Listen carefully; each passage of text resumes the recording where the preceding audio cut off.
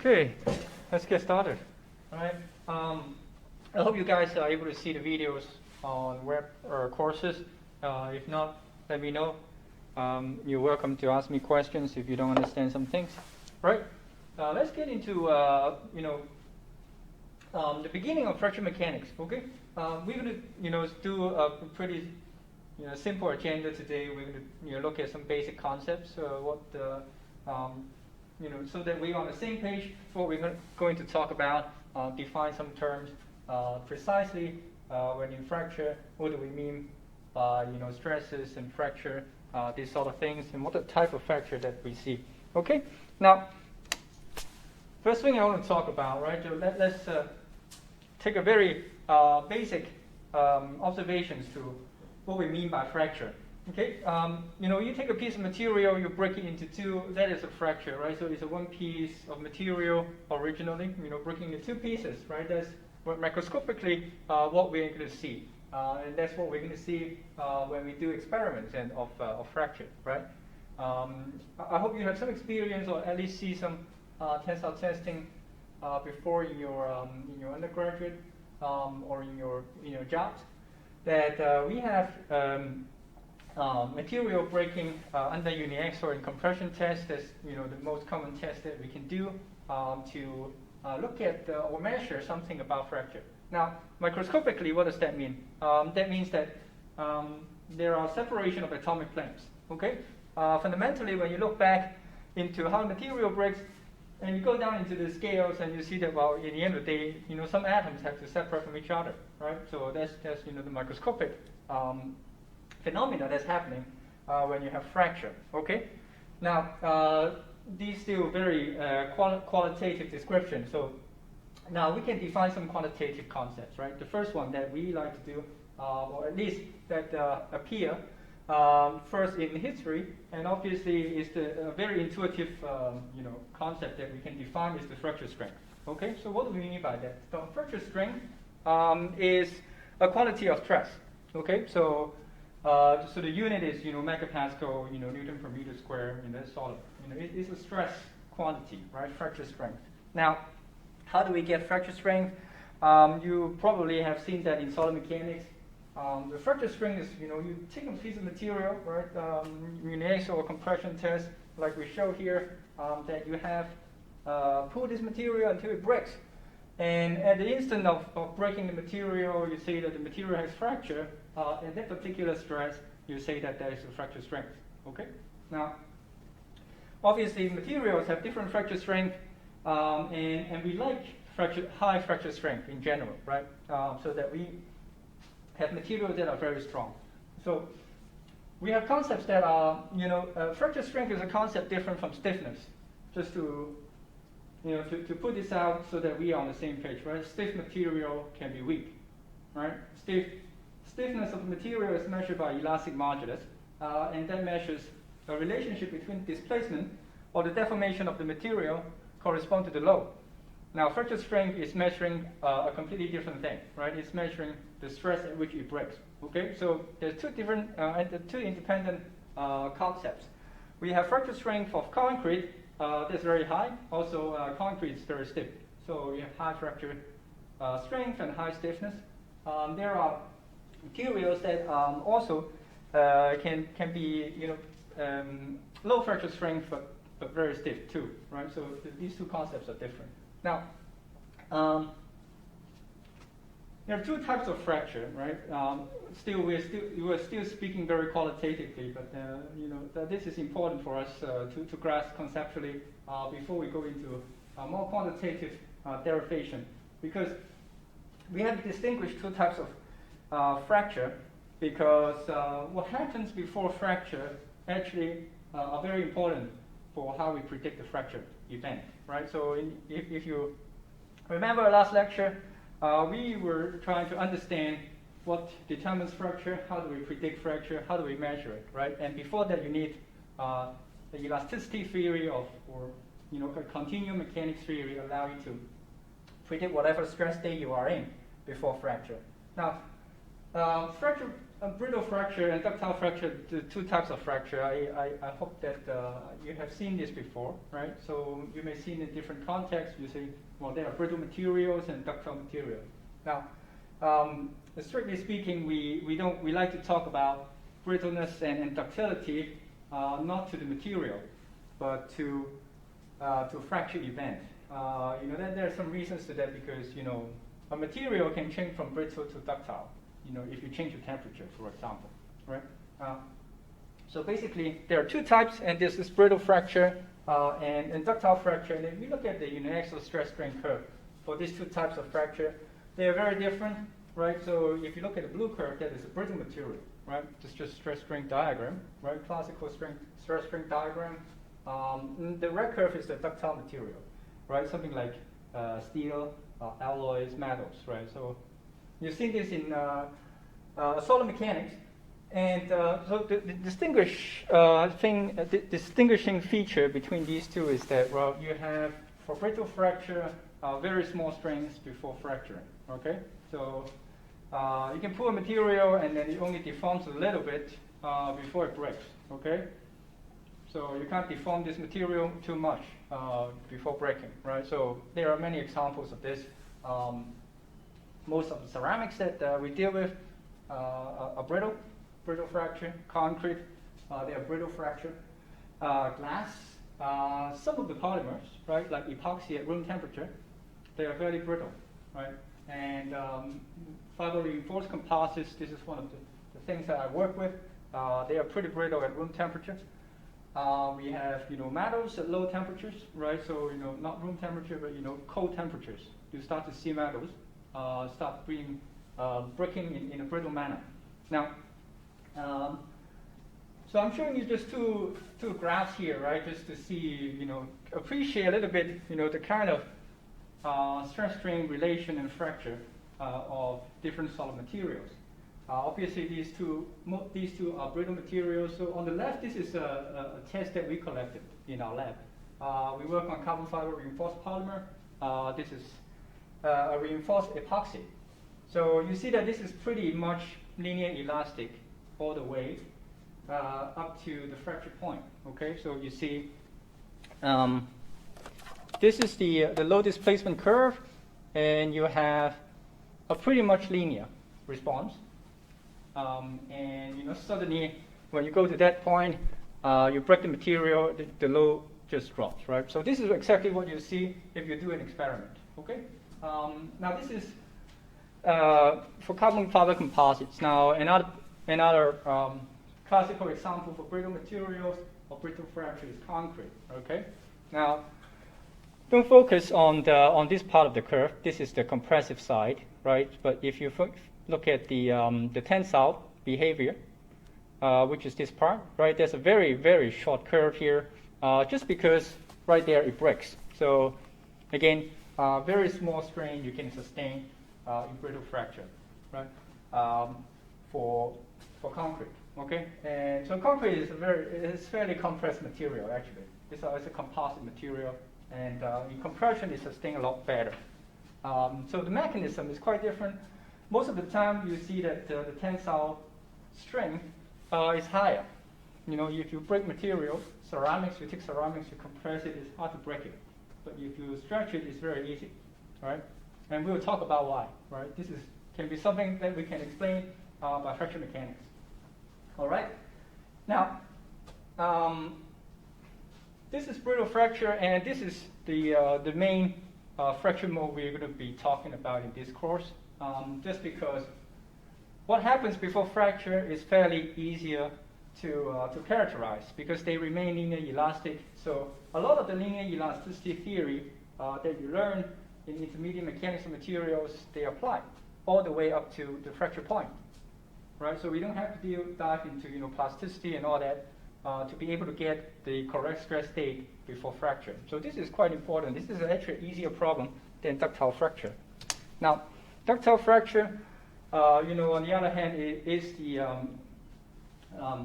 region where, it is the mode that the strain can be pretty high before fracture, right? So these are ductile. We say materials are pretty ductile. That means that they can, deform a lot before final breakage. So some of the examples, right? Metals, alloys at room temperature, steels, they are pretty much ductile, right? If we heat up ceramics at high temperature enough, they also become pretty ductile. Okay, so but this is pretty high.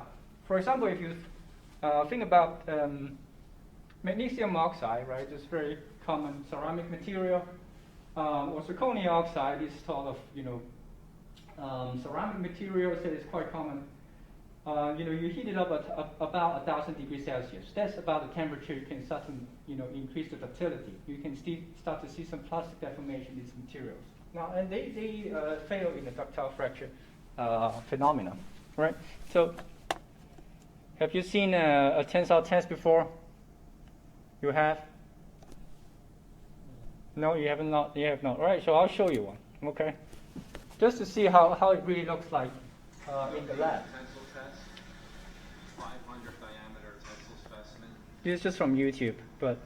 Stainless steel material. Yep. Oh, I'm sorry. Oh. 500 diameter tensile specimen. Stainless steel material. So basically, you do this in a tensile testing machine. We have a couple here in the university, in our college. I have one in my lab as well. We do this sort of testing, pretty often to characterize materials, right? And you have to, obviously measure the strain and measure the stress so that you get your stress strain diagram, right? There's load cell that is mounted above it. So you measure the load, total load, and then you have a gauge that is clipped onto the machine, to the specimen, and that measures the amount of deformation. So the displacement of the material as you increase the load, and then you correlate these two together, right? This is what he's plotting here.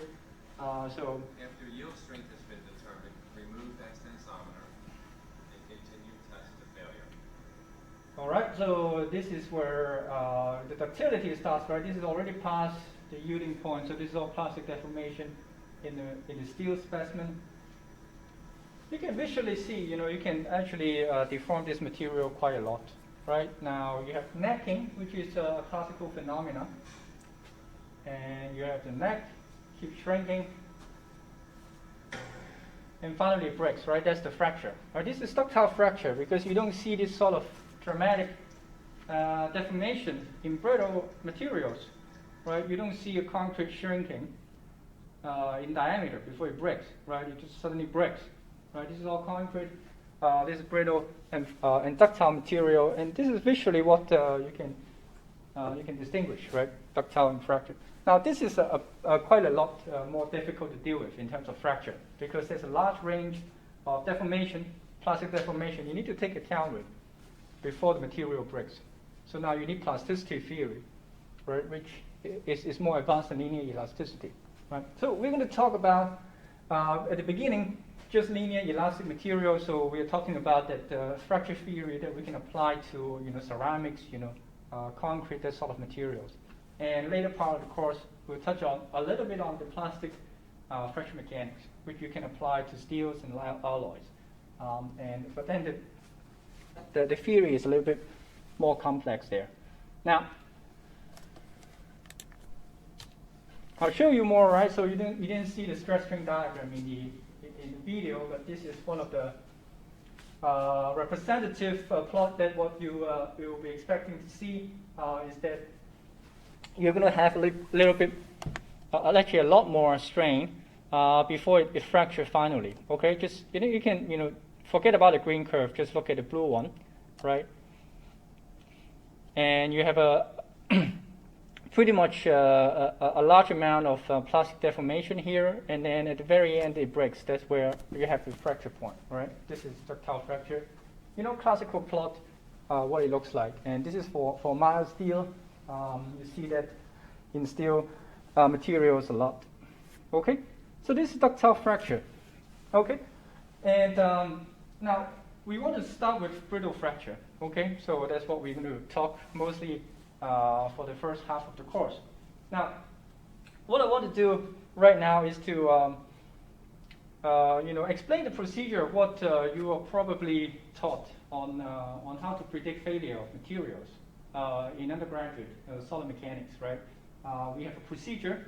That procedure is pretty intuitive, very easy to apply.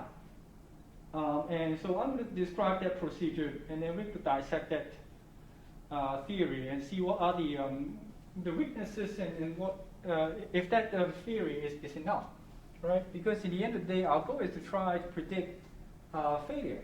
So if we can do with a very simple theory and it works well, then we are good and we are done, right? But if not, we need to look at the problem a little bit more. All right. So I call this the classical strength theory, or you can, usually if you look at the reference textbooks, sometimes they call it the strength of materials approach. Basically, it's a simple comparison approach, right? So what you do or what you're taught in solid mechanics is, well, I want to know the failure stress of the material. Okay, I can calculate. For example, you're sitting on a chair, so the chair is being stressed. There's some stress distribution inside the chair. So what do I do? Well, I go to elasticity theory, or I do a numerical calculation. I calculate that stress distribution. I find out where the maximum stress is, right? And I just have to make sure that maximum stress is less than the failure stress or the fracture stress of the material that's making up the chair, right? So that's the second part, right? So first of all, you calculate the stress appearing in the structure you're using, right? And then you go to the lab, right? Now let's say that your chairs, this looks like brittle polymer, right? Some sort of brittle polymer. I'm going to take a piece of material that is making up the same chair, do this tensile or compression test. I measure the fracture strength, and I obtain sigma F. Okay, sigma F is the fracture strength.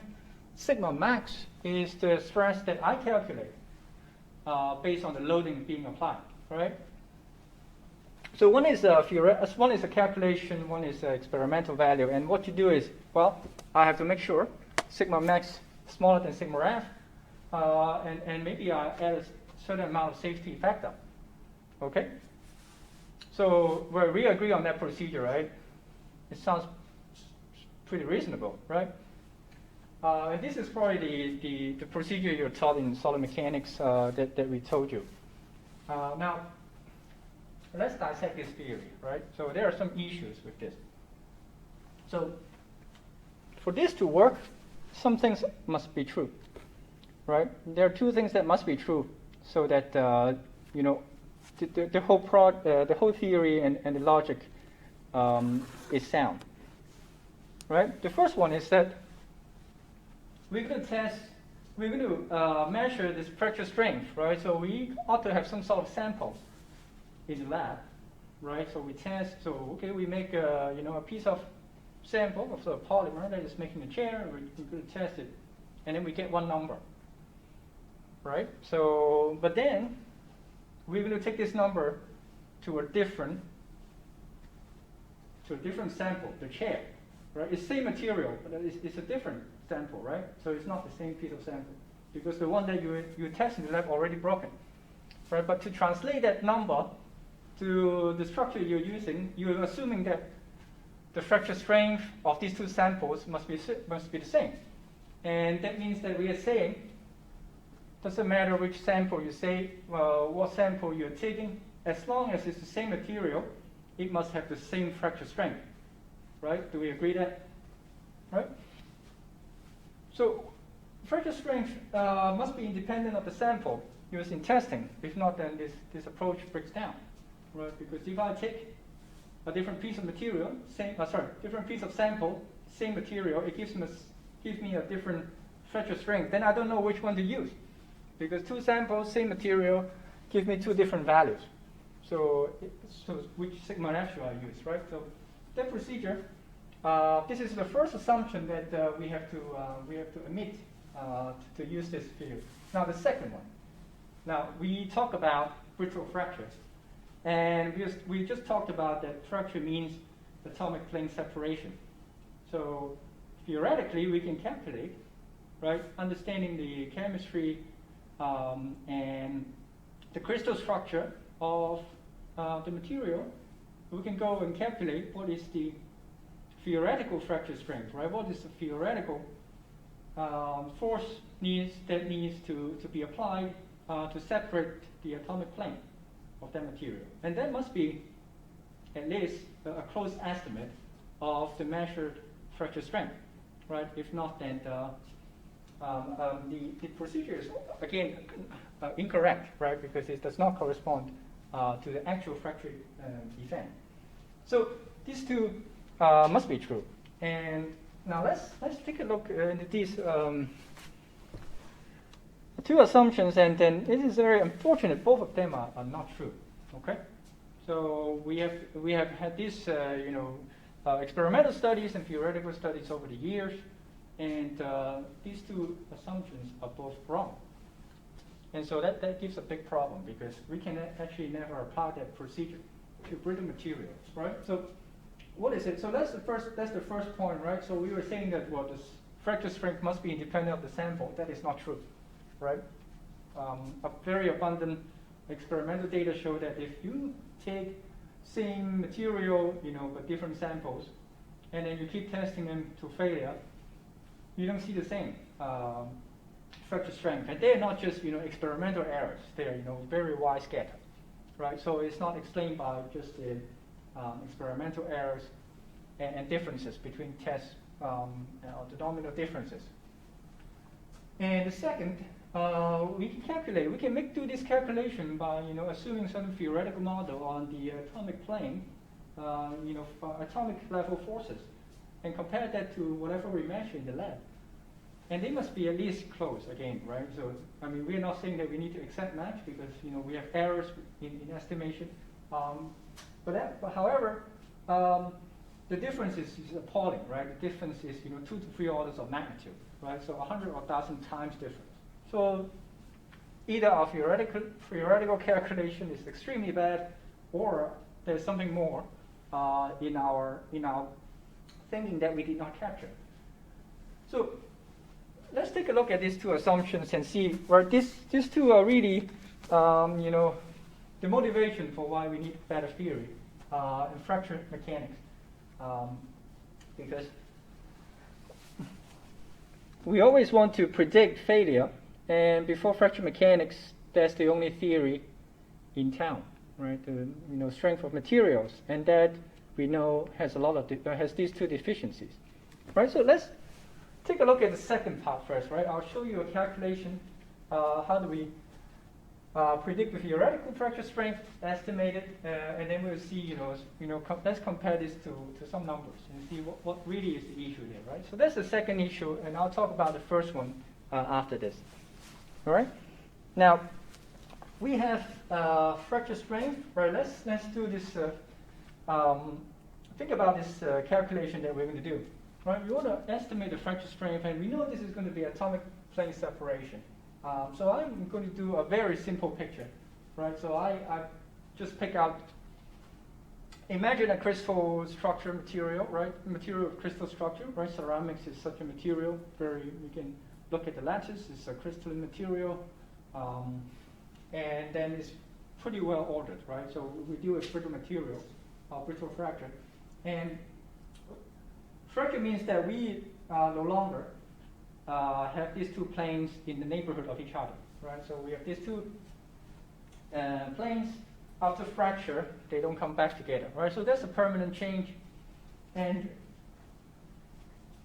think about this in terms of energy, right? All physical systems, they tend to minimize the energy, right? So if you have a piece of wood and then two pieces, if you want to break it into two pieces, some energy must be supplied to break it into two pieces, right?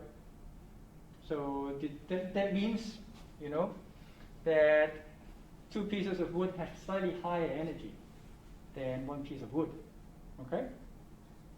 So this is, conceptually, this must be correct, because if not, we will see wood just, keep breaking up, because they tend to go to lower energy, and we will see that, wood just want to go naturally split into smaller pieces, right? But that's not the case. We don't see that in reality because there's a higher energy state, and therefore some energy must be supplied to break it. And that energy is, the energy needed to break it, and that must be the same as the energy difference between the state of the fractured pieces versus a monolithic piece. Okay. And to understand this, you need to have a little bit knowledge about surface energy, right? Because the only difference between these two configurations of the same piece of wood, before and after fracture, is that after fracture, you have two more surfaces, right? So just imagine a block, right? You have 6 faces. Now you break it. Let's assume that it only breaks into 2 pieces. You have 2 more surfaces. And having 2 more surfaces increases the energy of that configuration because there's an excess. Surface energy is the excess of the surface compared to the bulk material. Okay, so same idea. If you see water droplets, they try to merge together, right? They don't try to separate into smaller droplets because again, having one droplet or reducing the surface is a lower energy configuration, right? So always there's the surface energy associated with the broken or the fracture configuration, and that is, the energy that is, the energy difference between these two configurations, right? And so surface energy is exactly the energy we need to supply to account for these two configurations. That's exactly the energy difference. So if we can supply some amount of energy to break it, and that energy must be exactly the same as the surface energy of the material, then we can break it. Okay, so this is the thought, right? So let's do some calculation and to get to a theoretical calculation of how exactly the surface energy comes up in our fracture. Okay, so what we want to understand is what, in the end of the day, what we want to try to predict is the fracture strength, right? So let's keep that in mind. We want to calculate the fracture strength, and now we know that the fracture energy, or the surface energy is the amount of energy we need to supply, and we have a simple picture here of atomic plane separation, right? So to do that, we have to go into the atomic level, right? And the first thing that we can assume or to estimate is that, at the atomic level, all the particles and atoms, they are just separated by attractive and repulsive forces, right? And that corresponds to some bond energy, right? This is elementary physics, right? So I hope you have seen this or similar plots before, right? So this is a simple picture of we call it the bond energy function, or this is atomic energy function. So basically, it describes the energy of the configuration as a function of distances, right? So there are 2 particles. Maybe I draw it here. It's easier.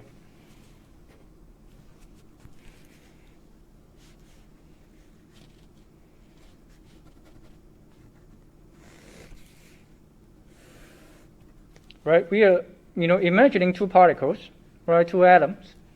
They are separated by some distance, and just we have some charges. You have a nucleus here, and there are some attractive forces or repulsive forces depending on the distances, and this is the distance between the 2 particles, right, the 2 atoms, right? Now, the energy of that configuration or this 2 system is approximated by a function that's like that, right? So x is whatever the distance between these 2 particles, these 2 atoms, right? So we call this U, or this is the potential energy. We can call this the bond energy, right? That goes by different names, but it talks about how much energy of the attractive and repulsive forces. All right, so there's a equilibrium position, and let's call that x naught. Okay.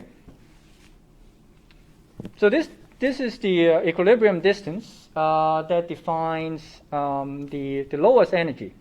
Again, the lowest energy level of these two particles, right? So if there's nothing, no external force being applied on these two particles, the balance of the attractive and repulsive forces will make the two particles rest at this equilibrium position, x naught, right? If there's no external forces applied, right? So that's the equilibrium position, and that is going to be the minimum, right?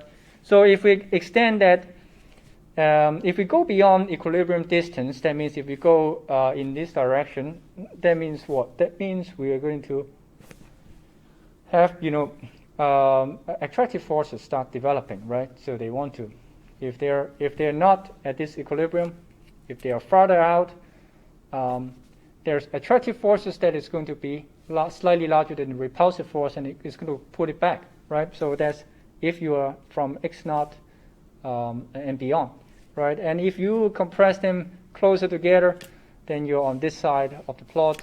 The repulsive forces get larger, and the repulsive force want to push them away, right? So now this is okay. This is equilibrium. The potential energy. Now, what we want to understand even more is the fracture strength, right? That is a force per unit area quantity, right? We want to understand the stress. So to do that, we want to, instead of the energy, we want to look at the repulsive forces, or the force in between these two, right? So let's call this F. Now, once we assume the potential energy function and the shape of it, we can calculate the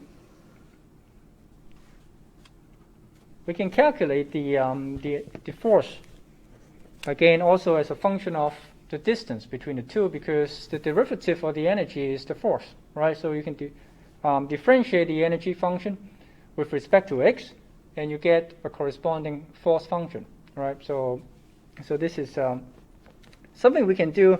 Again, this is a qualitative, an illustration. So we're going to do approximation, right? So what we want to understand is we are interested in, when x is larger than x naught, right? Because we want to separate the two planes. So we are interested in this part of the curve where we want to understand if, when x is so large that the two particles separate completely. Now, if you differentiate this bond energy function, then what you get is something like this, right? So it's just derivative. Now it goes to infinity, never goes to zero, but very close. It goes asymptotically, right? So of course, over this side you have something like that as well. And this is our equilibrium position, x naught.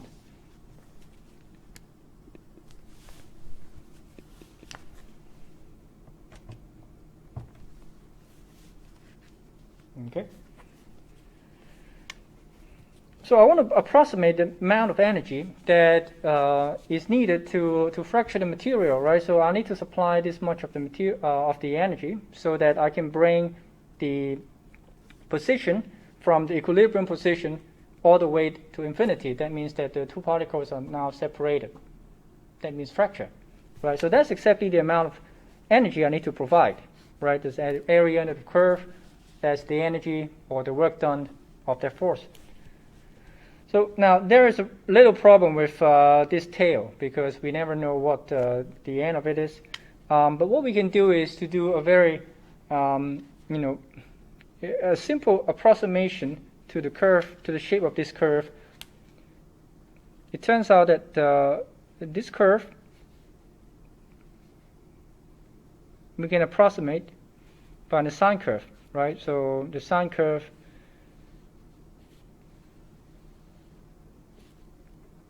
that goes from here to here as an approximation of the original one. Okay, so I have x naught here, and I have x naught plus lambda, and that's the sine curve that I'm going to approximate this function with. Now this is the peak force. I'm going to call it Fc.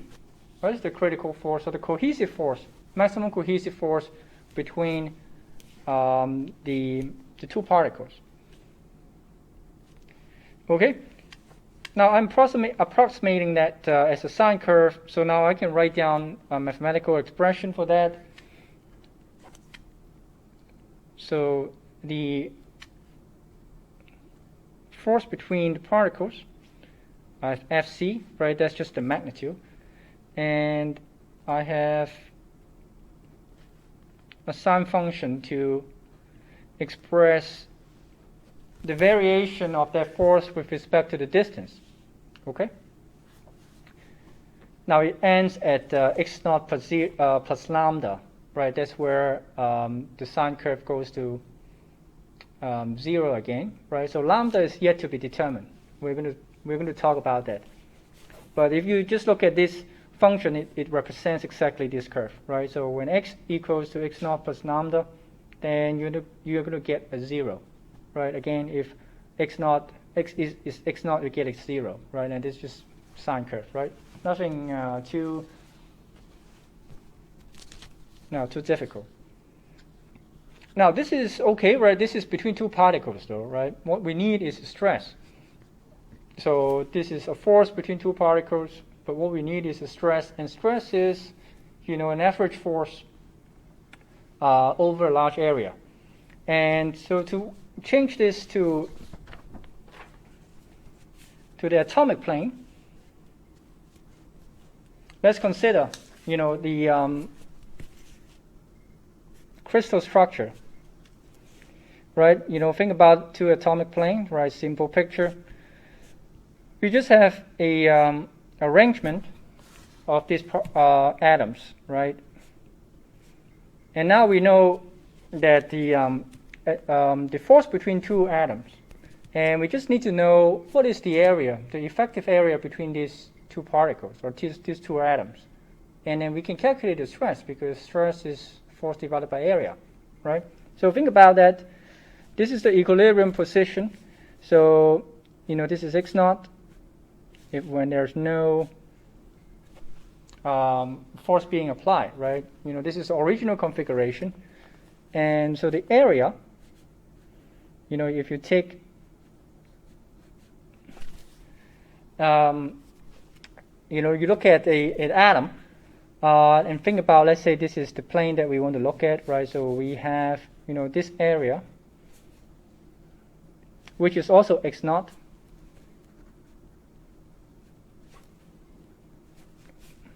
Now, this is a two-dimensional picture, right? So if we think about, there's also atoms in the plane, going out of the paper, and they also arrange, with the same equilibrium distances.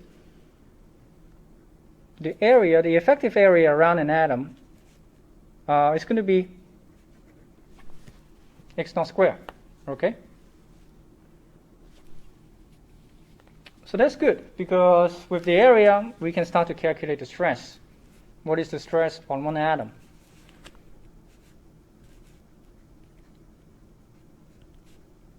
Now we can calculate the stress by the following simple approximation. We have already the F, which is the force on the atom, and we have, the area effectively occupied by one atom, or shared by one atom.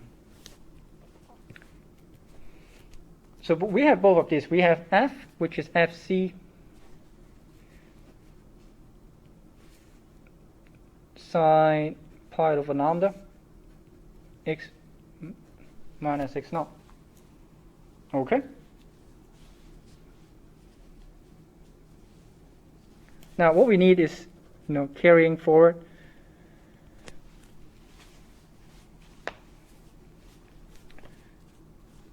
We want the strain of the material also expressed in terms of the same variables here, right?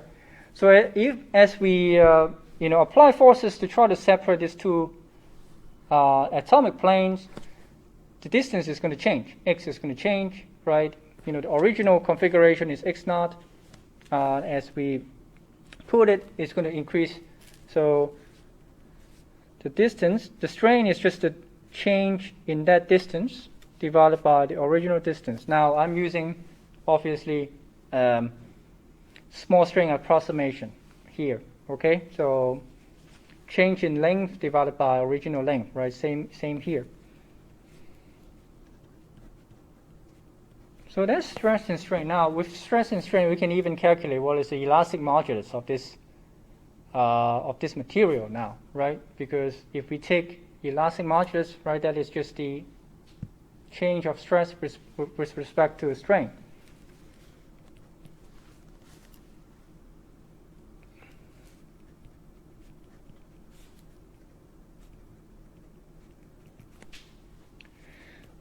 Right, so let's take elastic modulus. That's that is change of stress corresponding to the change of strain. Now we have both of these quantities expressed in terms of x, so we can do a change of variable. Oops, sorry.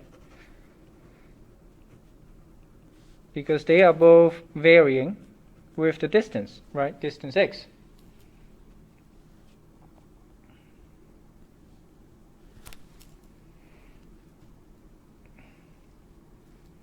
Now we just need to take the derivative of the stress with respect to x and the derivative of epsilon with respect to x again. So now let's first deal with d epsilon dx, right? We have epsilon. D epsilon dx is simply 1 over x naught. Yeah, we're just taking this and then differentiate. Now we want to differentiate that one as well. Again, it's a pretty simple calculation. D sigma x, d sigma dx is then going to be Fc x naught squared pi over lambda cosine pi over lambda x minus x naught. Okay. I'm going to upload these notes as well. So if you don't have time to finish copying, don't worry.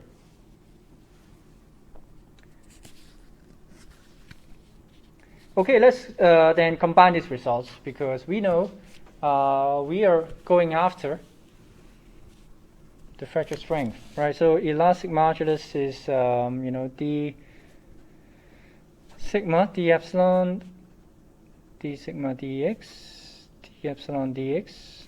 Now that is going to give me x naught c x naught squared pi lambda pi over lambda. All right, so we are very close, right? So just bear with me a little bit more. Now you can see that this elastic modulus depends on x, right? Depends on the distance. This is again very different from what you learn in linear elasticity, because elastic modulus is a constant in the linear elastic range. But this is not, right? Because on the atomic level, linear elasticity does not work. Okay, linear elasticity is based on the continuum assumption, and that does not take care of atomic scale phenomena. Now, this is one of the first things that we want to calculate is, what is the critical stress, right, that allows us to break the material, right? That is, the first thing we want to understand, right? The critical stress, which then is the fracture strength, right?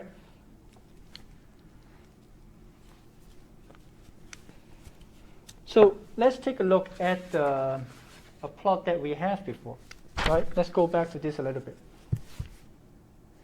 Think about this, right? Fc is the maximum force that we need to apply to separate two atoms, right? Because if we can apply the force large enough that overcome this, then we're able to separate the planes, right? Because Fc is the maximum that is holding the atoms together. Now, take a look at here. Fc is the critical fracture force between two atoms, and x0 is the equilibrium area. So this exactly is the critical stress, right? Because the force applied on one particle, right, if we generalize to an area,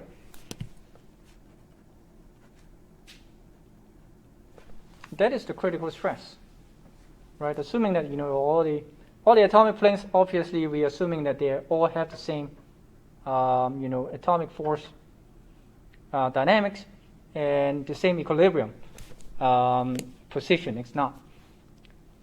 So let's change this to sigma c. That is the fracture strain, the critical stress.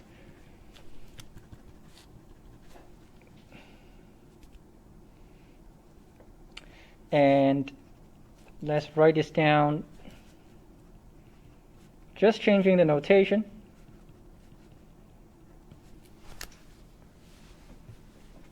Now let's calculate what is the critical stress at when the material is in equilibrium position, right? So because that again still depends on x. Now let's look at a piece of material, right? It's in equilibrium position, right? Most of the materials you take is already in equilibrium position. They're in x0. And if we do that, we're going to find the elastic modulus is going to be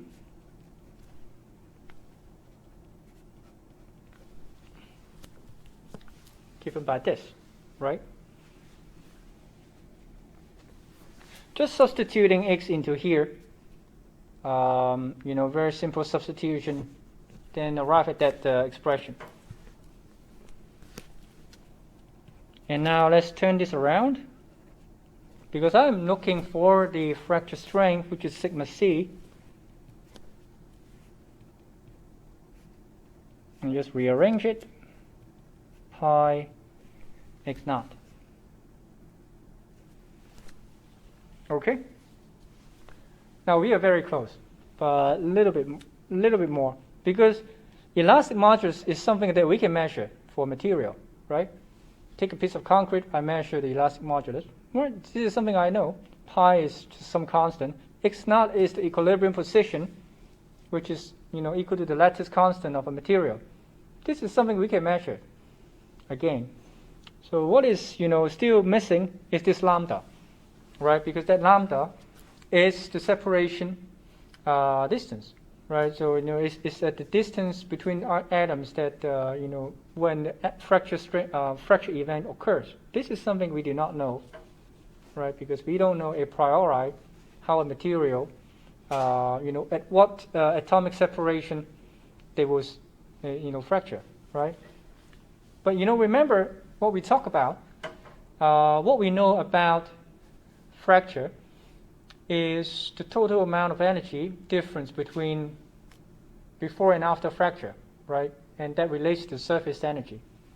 Okay, so this is something we know about the difference between these two configurations, these two states. So let's make use of that information, right? Because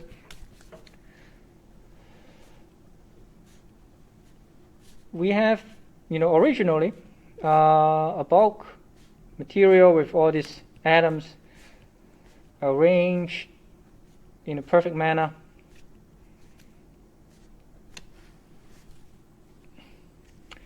And we apply the stress,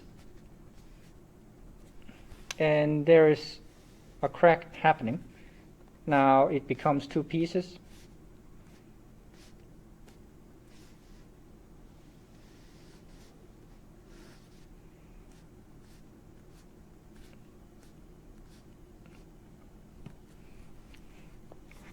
And the difference between these two is an increase in surface energy. And that amount of energy, we call it gamma, right? That's the surface energy per unit area.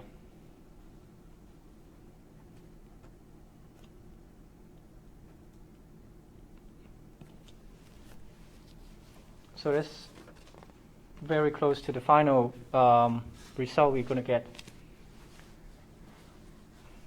Let me Okay, let me go back to this picture and explain this, right? We're going to apply some force or stress, right? F and sigma is just, difference of divided by x naught.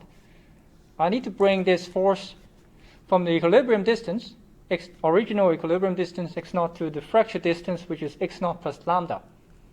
Okay? And in the course of doing so, I need to supply this amount of energy.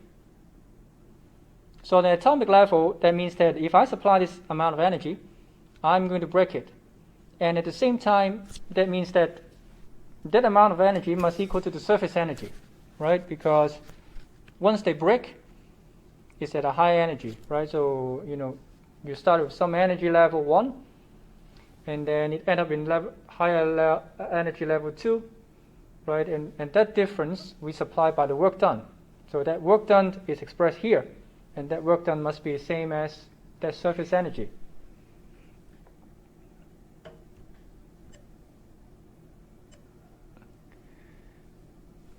Okay, so with that, then we can write down the final piece of information, right? We have two surfaces, right? That is created, two surfaces that are recreated with that fracture process. So that is the total amount of energy we need to supply. And we need to calculate the work done by the applied force, right? Or the stress. I'm going to write stress here because we have that expression now. Now it goes from x naught to x naught plus lambda because that's the amount of energy bringing from the equilibrium distance to the fracture position. Okay, now let's keep moving. I just need to substitute sigma, which I already have.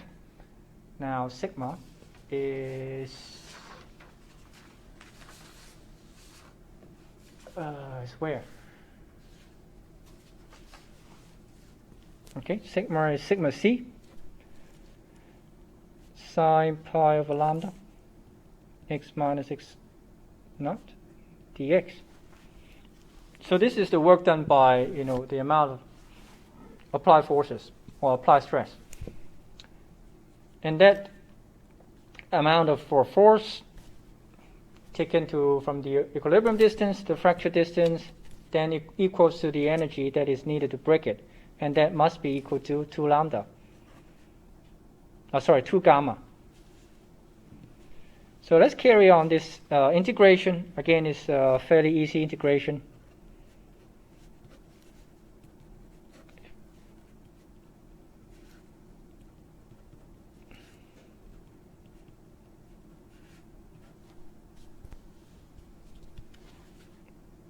Now we evaluate it between x naught plus lambda and x naught. Okay? So verify this if you don't believe it. There should be no mistakes here. So let's do this substitution. That is going to be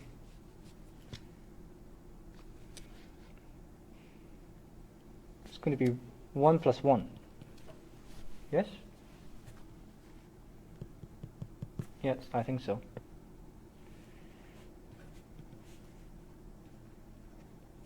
And eventually we get into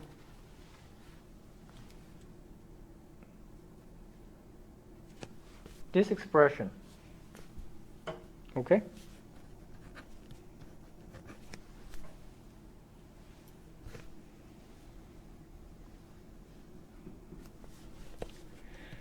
So just rearranging, we are looking for sigma c. That's what we want to know. And we have sigma c, lambda, pi. And from before we know the elastic modulus. We have an expression for sigma c.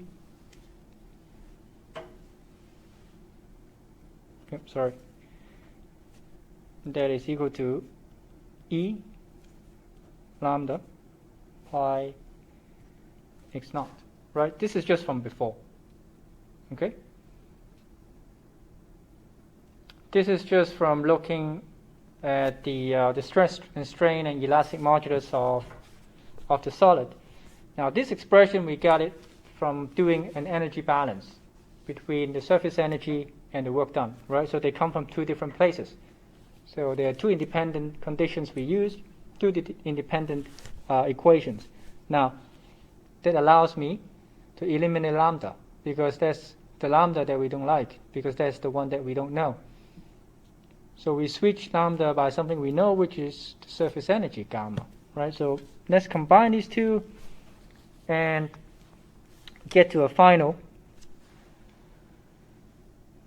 result by eliminating lambda. So if you do that, just simple calculation, this is what we get as our final answer. Okay?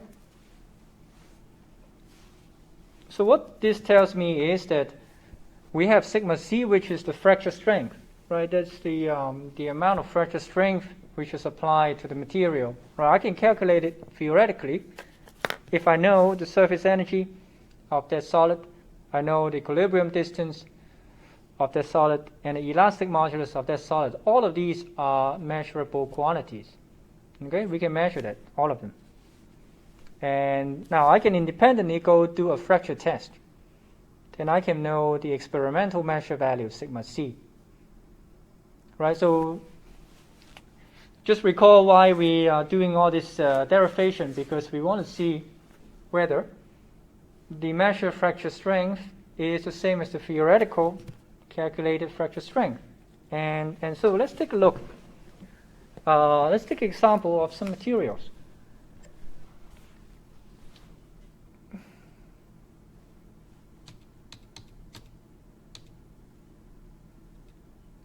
Okay. Now let's take a look at this slide. Right, we have some theoretical strength and parameters that we know from here. Okay.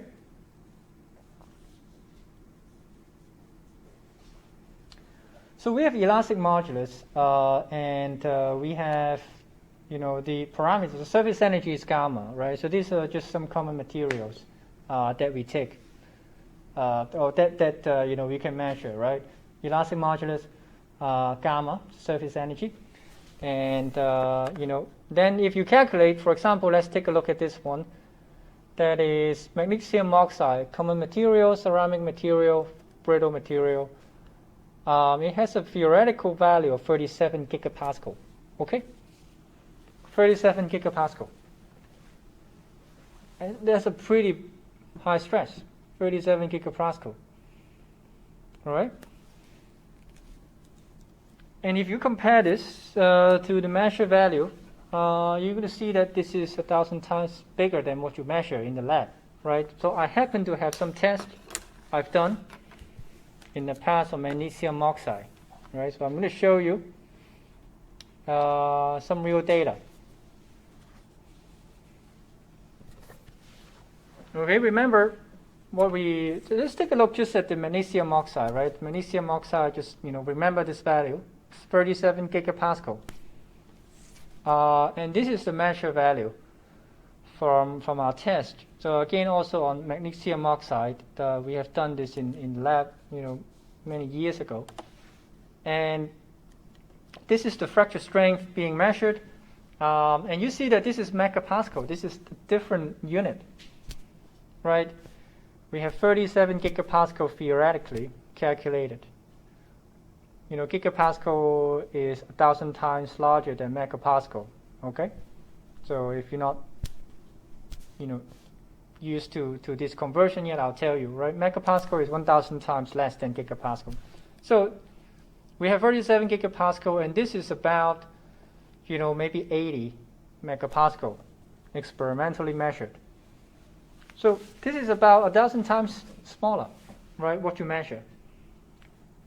Now, obviously, we make quite a bit of assumptions as we derive the analytical model, but he cannot explain this large amount of difference between the experiment and the theory. Okay. So that's number 1 point. So I hope I illustrated that to you. There is something wrong with our approach in the strength of materials, right? The experimental measure value somehow is not corresponding to the theoretical one, right? That's number 1. Now, number 2 issue that we talk about is the sample dependence of the fracture strength, right? This is also illustrated in the same plot, right? So take a look again at this experimental data. This is a test we carry out on about, I think, 26 exactly, right? So this is 26 different samples.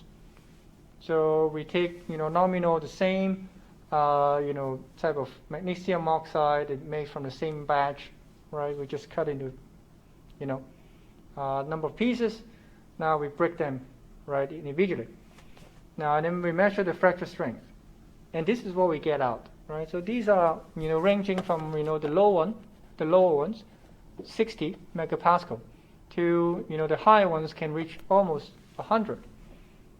Now that's quite a bit of difference, right? This is not something that, with what we have in with the kind of equipment we have in the lab, this is not experimental errors, right? So there is not because we've done a very bad experiment. No, right? There's a scattered. So that gives us a big problem again on applying that strength of materials approach, because, well, which one do you use? Do you take the average? What if you take the average, but then you found out, the structure you sit at is actually has a lower than the average?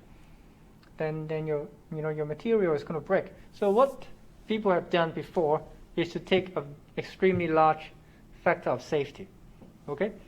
Because they didn't know better, and that's the only safe but very conservative approach, because you might as well over design. You will over design many things, right? Now, just to summarize, not to summarize.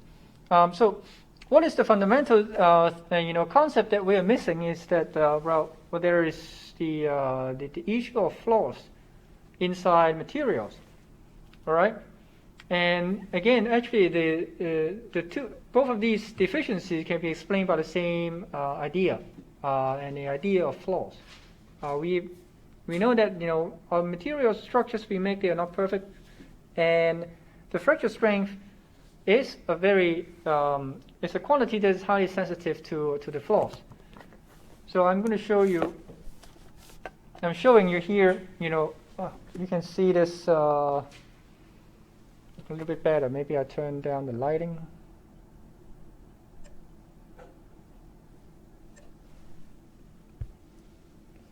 Slightly better? Yeah, okay. So this is the micrographs. So we take a look at the magnesium oxide, the type of magnesium oxide that I show you the data for. We also look at it microscopically under a microscope and take some pictures of it. And you see these are what it looks like, microscopic. And there are a lot of flaws, right? These are, you have some different shapes of pores. You have, kind of penny shape or, pretty sharp cracks and flaws, right? These are all holes or voids in a microscopic scale, right? This is 20 microns, 10 micron scale, right? They're on the size of, micron size cracks. And obviously they're all different sizes. And so if you take samples and, each sample, they may have different sort of variation of their flaws, right? They have different flaws, each of these samples. And that explains why we have different strengths measured from different samples, because they just are different microscopically. And again, so that's how we explain the first observation. Now, how do we explain then the difference between the theoretical and the experimental value with the idea of flaw? Okay. Well, this is something that you can expect as well, because if you apply a stress, you apply overall force, in the uniaxial tension test, you take the force and then you divide it by the cross-section area. You get an average stress applied over the cross-section area, right? But we know that, just from solid mechanics, if there are holes inside that solid, there's going to be stress concentrations around the floor, right? So the stress around the floor is a lot higher than the stress being applied over the whole cross-section. So that's why when we take the experimental value, that is a lot lower than the actual stress around the floor, right? So that explains why we are always measuring a stress that is so low compared to the theoretical value, right? So this is two things that have very good explanation with the concept of flow. But now the question is, how do we make use of this insight and improve the theory? And so, well, again, there are two problems that we want to tackle, right? As we've been talking all along. Well, the first one, we know that there are different flaws. Okay, so again, a very intuitive way to think about it. Okay, why don't we just go and characterize all this flaw size of each sample, and then we can correlate the flaw size with the sample strength, and maybe we can find a correlation that will give us a relation between the flaw size and the sample strength. And so instead of just having the strength as a design criteria, we also need the flaw size, right? So that's something that has been proposed before, but this is extremely difficult to do in practice, right? So there are 3 reasons for that. Because at first, you need to obviously characterize all these flaws inside the material. So you need an experimental technique without breaking the material, but allows you to characterize the size of these flaws. All right. So that's already very difficult. Now the second one, you have so many flaws inside the material, right? You can have thousands of flaws, right? So do you have to characterize all of them? That's going to be a very tough, a task. Whenever you do something, you need to characterize all the flaws. And again, as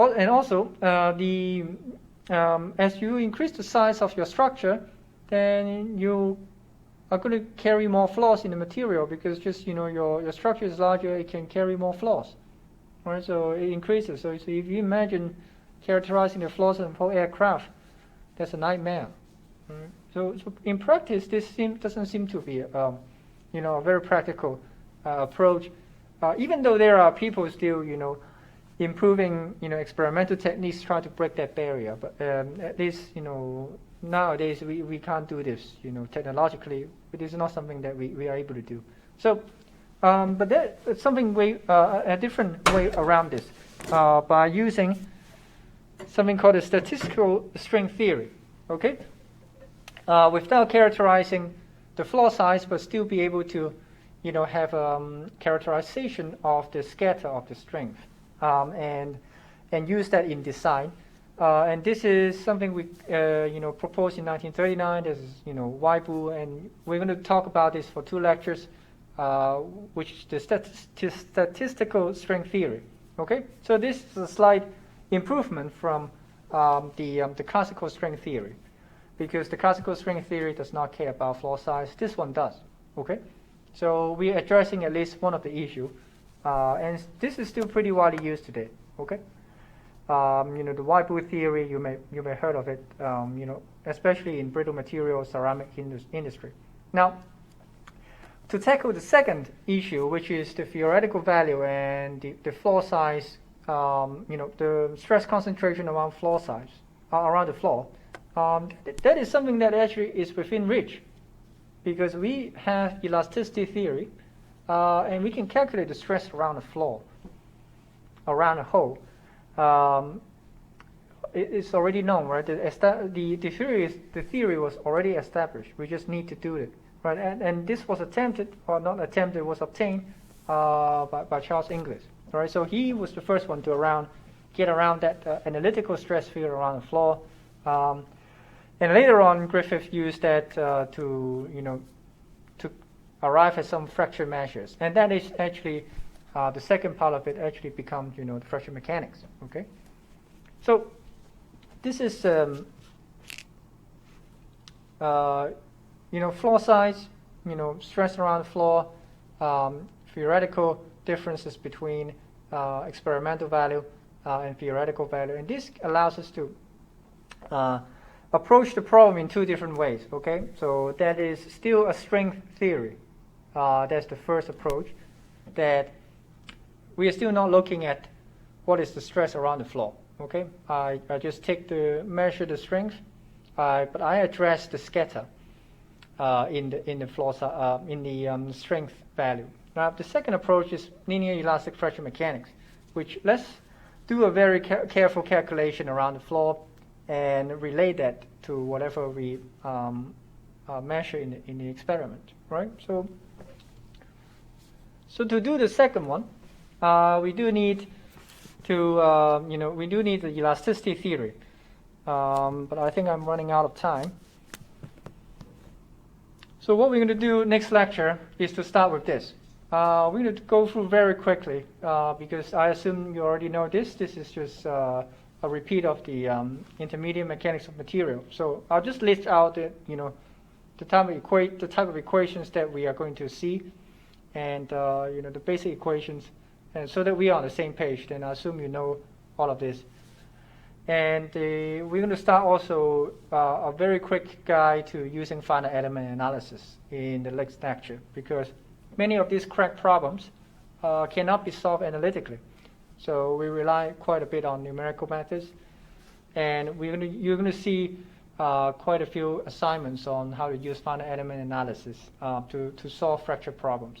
So I'll just give you a quick guide on finite element.